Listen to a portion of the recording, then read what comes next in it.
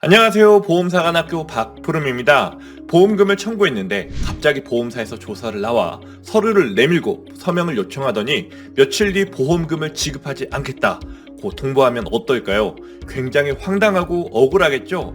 평소에 어디서 서류를 받으면 별 생각 없이 서명하시는 분들도 많을 텐데요. 오늘 영상 몇백만 원, 몇천만 원이 되는 보험금을 청구할 때 어떻게 해야 불이익을 피할 수 있는지 알려드리겠습니다. 함께 알아보시죠. 여러분, 누구나 보험에 가입할 때는 당연히 보험금을 받을 수 있을 거라고 생각하겠죠. 그런데 막상 청구를 해보면 갑자기 보험사에서 현장 조사를 나온다는 얘기를 들을 수 있습니다. 조사가 끝나고 보험금을 줄이겠다고 하거나 아예 지급하지 않겠다고 하거나 심지어 계약을 해지하겠다는 통보를 받기도 하는데요. 이런 경험 있으신 분들 아마 꽤 많으실 겁니다. 그렇다면 현장 조사를 나오는 사람은 대체 누군데 이러한 결정을 내리는 걸까요? 바로 손해사정사입니다. 보험사고로 인한 손해액을 평가하고 보험금을 어떻게 지급할지 결정하는 전문가예요. 보통 보험금 지급은 우리가 알다시피 서류 심사로 끝나지만 좀 더 전문적인 판단이 필요할 때는 손해사정사가 현장에 나가게 됩니다. 그런데 문제는 이 손해사정 과정이 정말 공정하고 객관적으로 이루어지고 있는지에 대해 의문이 제기되었다는 점이에요. 금융감독원 보도 자료에 따르면 손해사정 업무가 특정 자회사에 편중되지 않도록 하고 보험금 삭감을 유도하는 성과지표 사용을 금지하며 의료자문이 보험금 거절 및 삭감 수단으로 남용되지 않도록 하겠다고 명시하고 있는데요. 이는 그동안 손해사정 제도 전반에 이러한 문제가 있었다는 뜻으로 해석할 수 있을 것 같습니다. 사고가 발생하면 보험금을 지급받는다는 신뢰가 보험산업의 기반인데 이 신뢰가 유지되려면 당연히 사고 원인과 책임관계를 공정하게 조사하고 그에 맞는 보험금을 산출해야겠죠? 하지만 전체 보험 민원의 41.9%가 손해사정 관련 민원입니다. 금융감독원은 그 원인 중 하나를 손해사정사 선임 방식에서 찾고 있어요. 좀 더 자세히 설명드리자면 손해사정사 선임 방식은 크게 두 가지. 첫째, 고용 위탁. 둘째, 독립손사로 나뉘는데요. 누가 선임하는지에 따라 나뉜다고 이해하시면 됩니다. 고용 위탁은 보험사가 손해사정사를 직접 고용하거나 외부 손해사정 법인 또는 자회사에 위탁하는 방식이고, 독립손사는 소비자, 즉 계약자나 피보험자가 직접 손해사정사를 선임하는 방식이에요. 그런데 보험사들이 전체 위탁의 75%, 일부는 100%를 자회사에 맡기고 있었다고 하죠. 사실 소비자에겐 법적으로 손해사정사를 직접 선임할 권리가 있지만 실제로 이를 활용한 사례는 90건에 불과합니다. 그럼 보험사가 위탁할 경우 발생하는 민원에 어떤 것들이 있는지 주요 소비자 피해 사례까지 함께 살펴볼게요.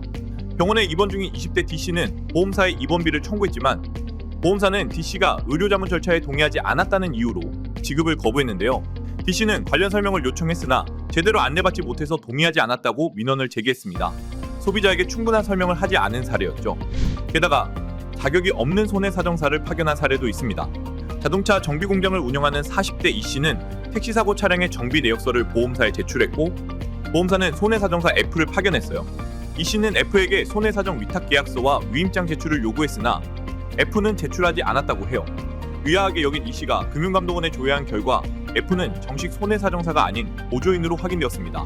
다행히도 이러한 피해가 더 이상 발생하지 않도록 여러 조치가 마련되었는데 어떤 것들이 있을까요? 우선 보험사가 손해사정 업무를 위탁할 때 지켜야 할 기준과 절차가 세워졌고 손해사정사가 법을 어기고 의무를 지키지 않으면 1천만 원 이하의 과태료가 부과됩니다. 또한 소비자가 손해사정사를 직접 선임할 수 있다는 점도 보험사가 명확히 안내해야 하는데요. 특히 마지막 내용은 보험에 가입하신 분들이라면 꼭 알아야 할 중요한 정보지만 안타깝게도 많은 고객님들이 잘 모르고 계십니다. 사실 액수가 큰 보험금은 혼자 청구하기보다 손해사정사의 도움을 받는 게 훨씬 유리할 수 있는데요. 내 돈 들이지 않는 무료 선임하는 방법을 제가 알려드릴게요.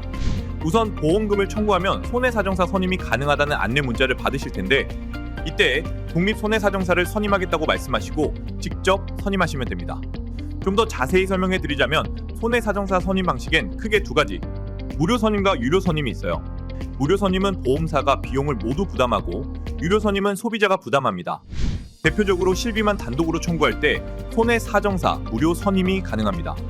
뿐만 아니라 대형 재해 혹은 이에 준하는 사고에 있어 국가에서 지정한 손해사정사 선임에 협조해야 하는 경우에도 무료 선임이 가능합니다. 그렇다면 실비 외에 다른 상품은 어떨까요? 규정에 특정한 상품이 정해진 건 아니라서 보험사마다 조금씩 다를 수 있는데 손해사정사 플랫폼 올바듬에 따르면 단독 실비가 아니더라도 실손보험 청구가 포함된 경우나 배상책임보험은 무료 선임이 가능하다고 해요. 그 외 진단비, 수술비 같은 상품은 유료 선임을 해야 한다고 보시면 됩니다. 무료 선임을 신청하는 방법은 간단합니다. 보험금 청구 후 현장조사 심사 단계에서 보험사로부터 손해사정을 진행하겠다는 연락을 받으면 3영업일 이내에 손해사정사를 선임해 보험사에 접수하면 돼요. 예를 들어 금요일에 문자를 받았다면 주말 빼고 수요일까지 접수하면 되는 거죠. 요즘은 인터넷 사이트를 통해 손쉽게 손해사정사를 찾을 수 있어서 편리합니다. 유료 선임은 보험사고 발생 후 3년 이내 언제든 신청할 수 있는데요. 보험사 동의를 구하는 절차는 필요하지 않으며 지급 거절을 당한 경우라도 보험금을 재청구할 수 있어요. 단독 실비더라도 3영업일 이내에 무료 선임 신청을 하지 않았다면 유료로 진행해야 한다는 점을 주의하셔야 합니다. 마지막으로 꿀팁을 하나 더 드리자면요. 보험금을 청구하다 보면 보험사에서 의료자문 동의서 서명을 요구하는 경우가 있어요. 의료자문은 보험사에서 보험금이 약관에 명시된 보장 범위에 해당하는지 확인하기 위해 전문의 소견을 구하는 절차인데요. 이 또한 직접 손해사정사를 선임하는 것처럼 보험사에만 맡기지 말고 제3자의 도움을 받는 것이 객관적일 수 있어요. 만약 의료 자문 결과가 불리하게 나왔다면 제3의 의료기관, 즉 보험사와 관계없는 병원에서 추가 의료 자문을 요청할 수 있습니다. 이때 나오는 비용은 보험사가 부담해요. 이 부분까지 잘 챙겨두시면 좋겠습니다. 여기까지 보험금 청구 시 중요한 유의사항, 손해사정사 선임에 대해서 알려드렸는데요. 앞으로는 보험사에서 현장 조사를 나왔을 때 꼭 함부로 서명하지 마세요. 손해사정사의 자문을 받으시고 무료 선임이 가능하다면 꼭 활용하시기 바랍니다. 언제나 소비자의 편에서 도움이 되겠습니다. 불필요한 보험료는 줄이고 싶다, 놓친 보험금을 찾고 싶다 하시는 분들은 보험사관학교 카카오톡 채널이나 위 번호로 문자 남겨주시면 자세한 상담 도와드리겠습니다. 시청해주셔서 감사합니다.